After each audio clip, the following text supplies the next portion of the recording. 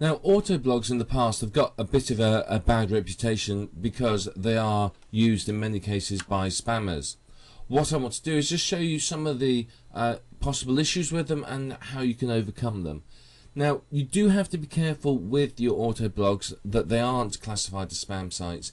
If you leave footprints, if you make all the sites identical, you use the same template and they're all just full of useless information, then they aren't going to do well in the search engines. Sooner or later the search engines will work out that you've created a load of spam sites and it will delist them all. And if that happens and it's your only source of income, basically you're screwed. You've lost everything. And don't think it won't happen. It has happened. Go and search any of the internet marketing forums and you'll hear all sorts of horror stories about how this sort of thing happens. I mean, several years ago there was what is famously known as the Google slap happened. This was, if you remember, it was about 3 or 4 years ago. If you searched for anything in Google, all you got was rubbish sites full of adverts and links to other sites. There was no useful information. Google was basically pointless. You couldn't find anything good in it. And then one morning, internet marketers woke up and found that their network of these, rapidly created sites that had been flung up onto the internet had disappeared.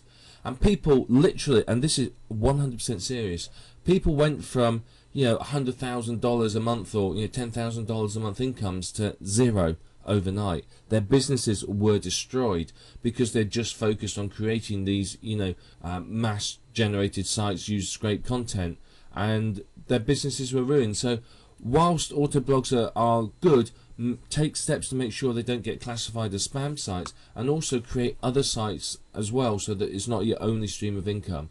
It's never a good idea in business to have all your eggs in one basket. So you need to take some steps to ensure that they're not classified as spam sites, and that's what this video is about. So when you're creating your site, if you think about your end user, think about their needs, and you create a site that basically gives them some useful information, you're going to do okay. You want to avoid being classified as a spam site because you could get your site delisted from the search engines.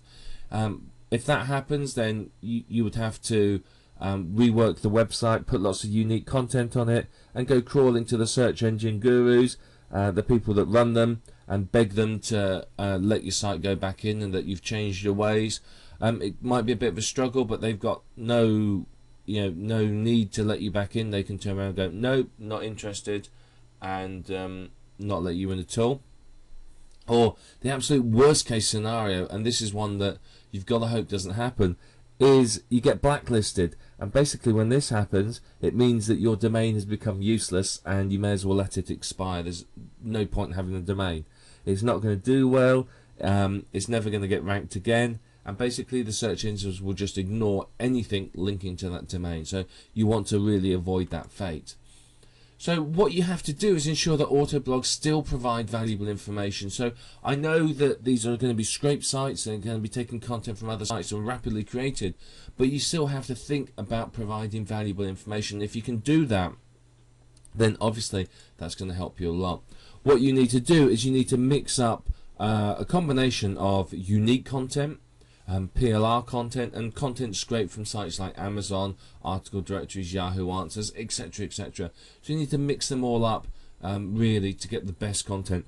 Making sure that you've got some unique content on there obviously takes you a step away from the spam site and will help the search engines to realize your site's valuable. My personal preference is to always make sure the homepage is unique at the very least, and that way people are going to see that it's unique content. The search engines will see that it's unique content, and hopefully there's not going to be any issues with the site. So if you want to avoid being classed as spam, you need to make sure you don't leave a footprint on all of your sites. Now a footprint is something that is common to all of your sites, something that makes it very easy for someone to identify the fact that your site is an auto-generated site. So in the old days you'd have software that would create a site and it would say at the top in the meta tag, created by this auto creation spamming software, which of course is dead giveaway. So you need to make sure that you don't leave a footprint, and part of what we're going to talk about now is how not to leave any footprints. So by using some unique content, you are avoiding footprints, because of course one of the footprints of a spam site is that it doesn't have any unique content. So just having a little bit of that on your site, that instantly takes you a big step away from spam sites. So a good bit of unique content will help you. One thing you can use is a uniqueifier plugin. Often you have to buy these, and basically these are plugins that fool the search engines into believing that the content on your website is unique.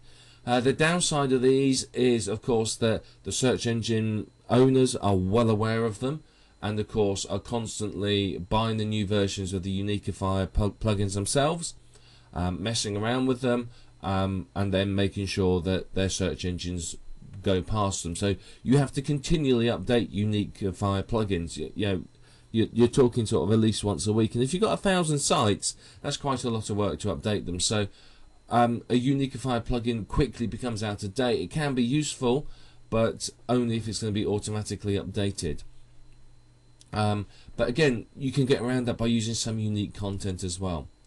So if you make sure that every page, every website has a unique meta tags, keywords and title, now you're going to have to use an all-in-one SEO plugin or Platinum SEO plugin for this, but you make sure that you have a unique set of meta tags and keywords, then again that's going to help, because a lot of spam sites, they just use the same title on every page, the same meta tags and the same meta keywords. So again, that's going to help you remove yourself from being a spam site. You also need to vary the templates and layouts. A lot of people that create spam sites just use the default WordPress template. So every site, have different layouts, different templates and so on. Again, you don't want to spend too long on them because these are rapidly created sites, but vary the different templates. Another thing that you can do is don't host too many auto blogs on a single hosting account. If you look at sort of 7 to 10, maybe slightly more at the tops, then again that's not going to give the game away. If Google comes along and they sort of look at your IP address and they see that there's 800 auto blogs on that one IP address, and the 800 blogs on that one IP address, and they all look very similar, that's going to give away a little about the whole it's an auto blog. So you can create multiple hosting accounts, just the one cheap ones, and create a number of auto blogs on there. You can of course use the same hosting to create a number of your other websites as well. And you want to switch hosting and IP addresses, so you have different hosts.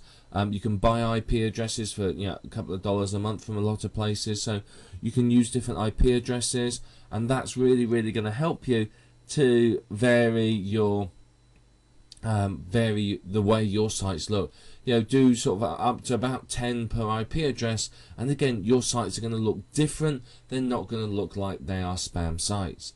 So these are some techniques for avoiding being classed as spam. Now later on, towards the end of this video series, we're going to talk about how some tips for success with auto blogs, but I want you to take this into account, what we just talked about, as we go through creating the auto blogs and you start creating yours.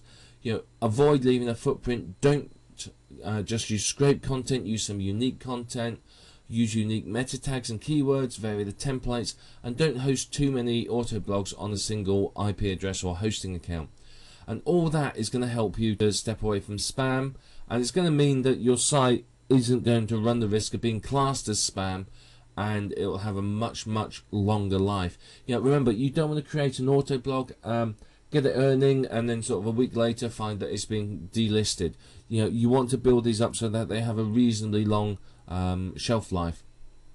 And obviously that's going to be much better for you and for your income. So you may want to write some of these techniques down that we just talked about, these tips, but keep them in mind when you're creating the sites. They're very important, and they're going to make sure that your auto blogs do much better than perhaps auto blogs created by other people. Yes, it may take you a few minutes longer to do these, but you're going to have the benefit of longer living sites, and that's ultimately going to create you a much better income.